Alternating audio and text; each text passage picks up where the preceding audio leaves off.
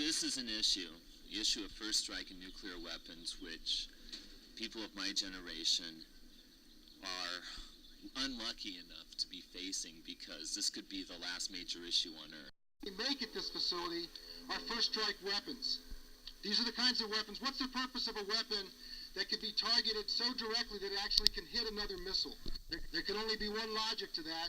You've got to hit the silo before the missile goes out of it. There's only one time you can do that. That's before a war starts. In other words, if you're going to start it. The nuclear situation gives me trepidation about the detonation of the bomb. Member of College Republicans, and I will be editor-in-chief of the Redwood Review next year. First, well, I think that part of the reason why we feel the need to have first strike capabilities, that first strike weapons make excellent second strike weapons. The Trident II D-5 is a very survivable weapon because it's based on a submarine. The Trident II and the MX Cruise, they're a bad excuse for defense. We need nuclear weapons in our military structure so that we have a capability to respond to a Soviet use of nuclear weapons. And having that capability will tend to prevent that use, because nuclear weapons are very relatively devastating. Nuclear policy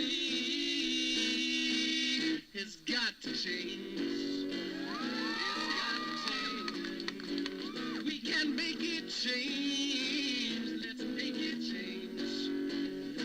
Hello, everybody. Welcome to this celebration of life. You may wonder why we decided to give this Lockheed action the theme, Celebration of Life. Usually a celebration implies support, and it may seem strange that we would term our presence here as supportive. I think what was intended by Celebration of Life was an emphasis on the positive, even as we challenge the negative. Now, we've come together today to celebrate life, and in doing that, we're opposing nuclear weapons. That's part of celebrating life.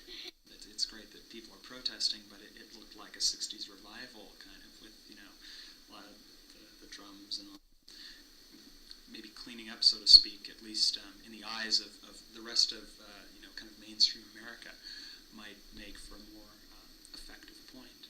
It's up to us to make the difference. One thing's for sure, on you this will depend, believe it.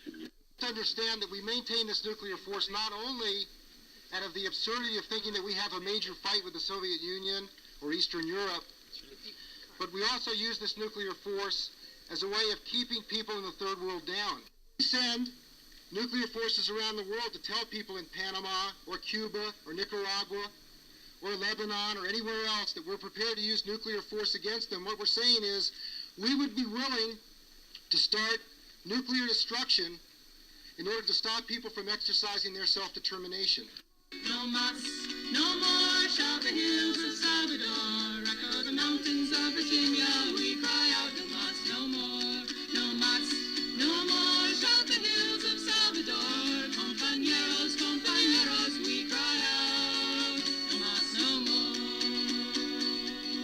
And here in the United States, the latest Gallup poll shows that Americans overwhelmingly favor huge Pentagon spending cuts. The democratic system is not working in the United States. The will of the people is that we should not have these kinds of weapons being made. Poll after poll. I'm not here to waste my time. I'm not here to beg or borrow. I'm here to demand what's mine. I'm here to claim tomorrow.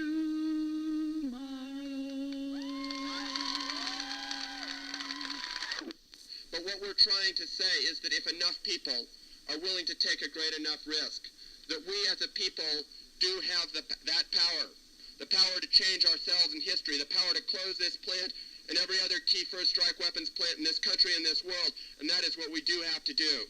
Now, this fence is not the only thing that's keeping us back. It's not the main thing that's keeping us back. It's the fences that the power structure of this country and this world build in our minds and our hearts to keep us apart from each other and to keep us apart from doing from doing what we know we can do to turn this around. You're going to get arrested because you're going to make a strong statement that you're not putting up with this anymore. Please join me.